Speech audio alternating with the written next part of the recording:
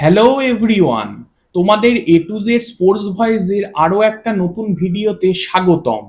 আর আজ আমরা এই ভিডিওতে অনেকগুলো বিষয় নিয়ে আলোচনা করব। ফার্স্ট অফ অল, অনেকে বলছে যে ক্যামেরুন গ্রিনের বদলে টিম সেফার্ট কিংবা রবম্যান পাওয়েলের মধ্যে কাউকে সুযোগ দিতে। সেই বিষয় নিয়ে আমার কি মতামত সেটা তোমাদের বলবো। সেকেন্ডলি, কালকের CSK versus Rajasthan Royals match, যেখানে কিন্তু রবীন্দ্র জাদেজা সে কিন্তু রিভেঞ্জ নিয়ে নিয়েছে সিএসকে এর এগেনস্টে, তো সেই নিয়েও কথা বলবো। তো চলো ভিডিওটা শুরু করা যাক। Welcome to A to Z sports voice. তোমরা যদি চ্যানেলে প্রথম এসে থাকো তাহলে সাবস্ক্রাইব করে বেল আইকনটাকে বাজিয়ে দাও ফুটবল এবং ক্রিকেট সংক্রান্ত যাবতীয় আপডেট পাওয়ার জন্য। আর ডেইলি আপডেটেড থাকার জন্য আমাদের আদার social media ID Facebook, Insta এগুলোকে ফলো করে রাখতে পারো। নাও কাম টু দ্য পয়েন্ট। প্রথমেই যদি ক্যামেরুন গ্রিনের ব্যাপারটাকে নিয়ে আসি, দেখো, প্রথম ম্যাচ এগেনস্ট মুম্বাই ইন্ডিয়ান্স, সেই ম্যাচে কিন্তু ক্যাম গ্রিন, হ্যাঁ, রানটা সে বেশি পায়নি, এইটুকু তুমি বলতে পারো।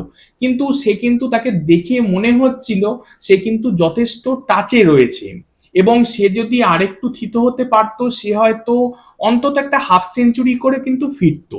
এবং এর মধ্যেই যেহেতু সে 18 রান এগেনস্ট মুম্বাই করেছে, তো অনেকে বলছে যে সে ভালো ফর্মে নেই, তাকে বসিয়ে দাও, 25 কোটি টাকা ইনভেস্টমেন্ট, সে ভালো খেলতে পারছে না, তাকে ছেড়ে দাও, এরকম একটা ব্যাপার উঠে আসছে। এবং কাদের থেকে উঠে আসছে না, যারা কমেন্ট্রি করছে, বিশেষত যারা হিন্দিতে ধারাভাষ্য করছে তাদের থেকে।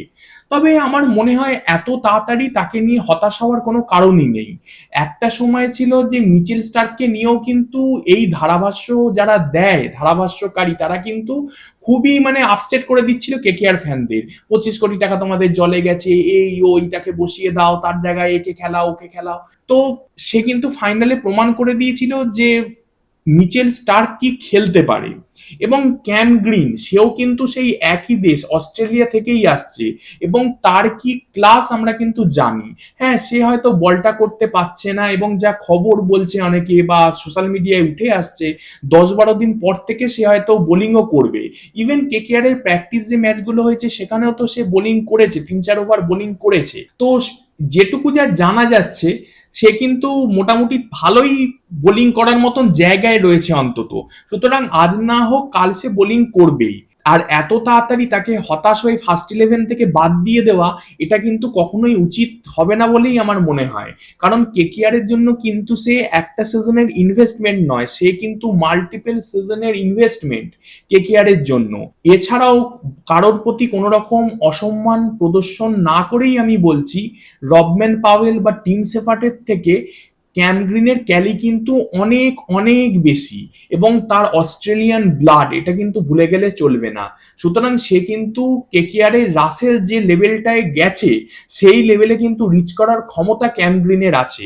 আজকে যদি সে কেকেআর এর বদলে মুম্বাই ইন্ডিয়ান্স অথবা আরসিবি তে খেলতো, তাহলে কিন্তু কেউ কিছু বলতো না।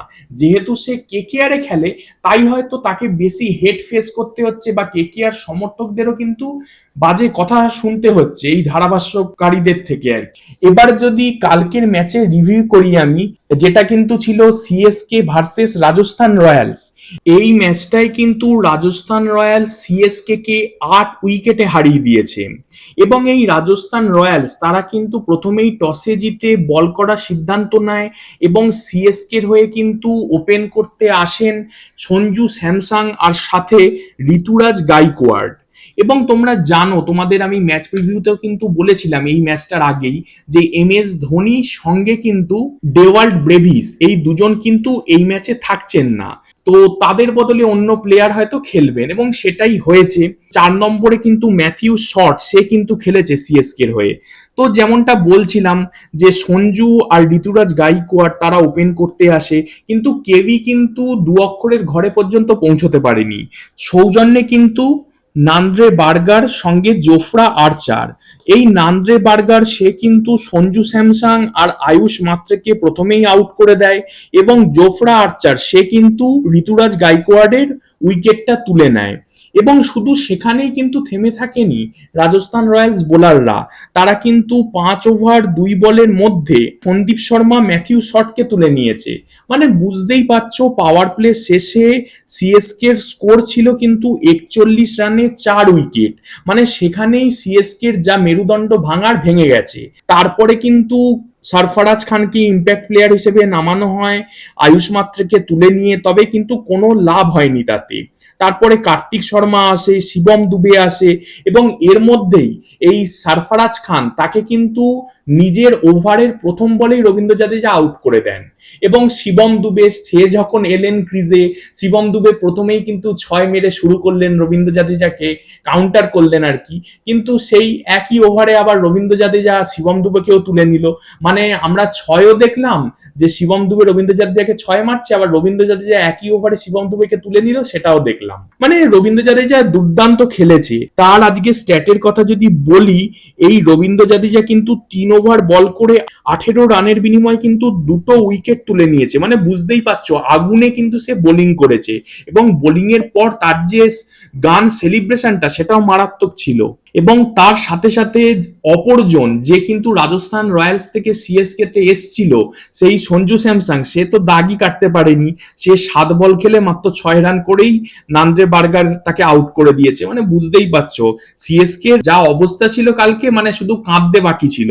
তবে যদি জেমি ওভারটন সিএসকে অলরাউন্ডারটি না থাকতেন, তাহলে কিন্তু সিএসকে 100 রানের গন্ডিও টপকাতে পারতো না এই ম্যাচে। সে কিন্তু একার হাতেই 36 বল খেলে 43 রান করেছেন, যার মধ্যে 2 4 2 6 রয়েছে। এবং তোমাদের আমি ম্যাচ প্রিভিউতে কিন্তু বলেছিলাম যে এই রাজস্থান রয়্যালস বা সিএসকে দুটো দলেরই কিন্তু বোলিং এ একটা সমস্যা আছে। সেই সমস্যাটা কি বলেছিলাম তোমরা যদি মনে করতে পারো, তোমাদের মনে থাকবে আশা করি, যে রাজস্থান রয়্যালস এর ক্ষেত্রে আমি বলেছিলাম তাদের পাওয়ার প্লে বোলিংটা কিন্তু খতরনাক, বা সুইং বোলারটা দুর্দান্ত তাদের। ওপেনিং স্পেলে তারা কিন্তু উইকেট ফেলে দেবে, কিন্তু ডেথ বোলিংটা ভালো নয়। দেখবে তোমরা জেমি ওভারটন সে যখন খেলেছে বা যেটুকু রান সে করেছে, সেটা কিন্তু ডেথ ওভারেই করেছে। সে কিন্তু ওপেনিং স্পেলের জায়গাতে আসেওনি অবশ্য, এবং যারা এসেছিল তারা বড় ব্যাটার কেউই দাঁড়াতে পারেনি। ঋতুরাজ গাইকোয়াড় থেকে সঞ্জু, সেখান থেকে আয়ুষ মাত্রে কেউই দাঁড়াতে পারেনি। ইভেন ইন ফর্ম ব্যাটার সেই সরফরাজ খান, সেও কিন্তু আউট হয়ে গেছে রবীন্দ্র জাদেজার বলে। মানে বুঝতেই পারছো।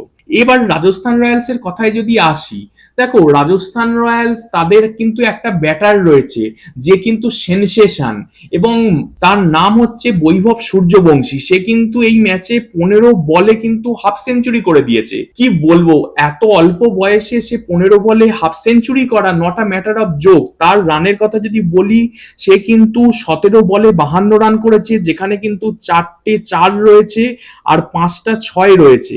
তবে তাকে কিন্তু জীবনদানও দিয়েছে সিএসকে এর বোলাররা। যেমন একটা ক্যাচ উঠে গেছিল তার বলে, তো সেখানে কিন্তু কার্তিক শর্মা তার ক্যাচটা কিন্তু ফেলে দেয়, এবং যার ফল কিন্তু ভুগতে হয় বোলারদের। এবং যেমনটা বললাম, ছাতু করে দিয়েছে পিটিয়ে একদম। তবে তাকে কিন্তু যোগ্য সঙ্গত দিয়েছে যশস্বী জয়সওয়াল। সে কিন্তু অনেকটা অ্যাঙ্কারের রোল প্লে করেছে। সে 36 বলে 38 রান করেছে, যার মধ্যে রয়েছে 3টে 4 একটা 6। এছাড়াও ধ্রুব জুরেল, সেও কিন্তু ভালো ব্যাটিং করেছে। সে 9 বলে 18 রান করেছে, যার মধ্যে 4টে 4 রয়েছে।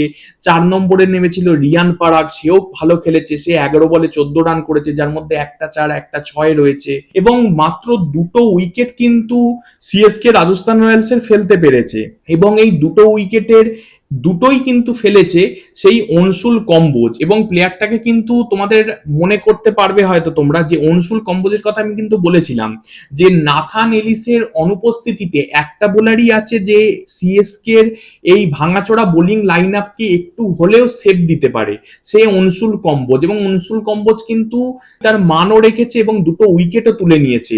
এবং তার উইকেটগুলোর মধ্যে কিন্তু রয়েছে একটা বৈভব সূর্যবংশীর উইকেট আর একটা ধ্রুব জুরেলের উইকেট। সুতরাং মানে এতই দুর্দান্ত রাজস্থান রয়্যালস ব্যাটিং করেছে, যেমনটা তোমাদের আমি প্রথমেই বলেছি, 12 ওভার 1 বলের মাথাতেই কিন্তু 128 রান তুলে নেয়। অর্থাৎ টার্গেটে কিন্তু পৌঁছে যায় রাজস্থান রয়্যালস। এবং সিএসকে এর 127 রান, সেটা কিন্তু যথেষ্ট ছিল না রাজস্থান রয়্যালসের এই ব্যাটিং লাইন আপের এগেনস্টে জেতার জন্য। 8 উইকেট কিন্তু হাতে রেখে রাজস্থান রয়্যালস 12 ওভার 1 বলের মাথাতেই কিন্তু রানটা তুলে নেয়, এবং রাজস্থান রয়্যালস যেভাবে জিতে আরো তারা কিন্তু চার্জড আপ হয়ে উঠবে। অপরদিকে সিএসকে তারা কিন্তু বসবে বই খাতা নিয়ে কাটাছেঁড়া করতে যে কোথায় ভুলটা হলো, এবং তাদের দলে অবশ্যই ধোনি আছে, সে যখন ফিরবে সে কিন্তু তার ছোঁয়াতে হয়তো কোনো ম্যাজিক্যাল চেঞ্জ আমরা দেখতে পেতে পারি সিএসকে এর ব্যাটিং লাইন আপে।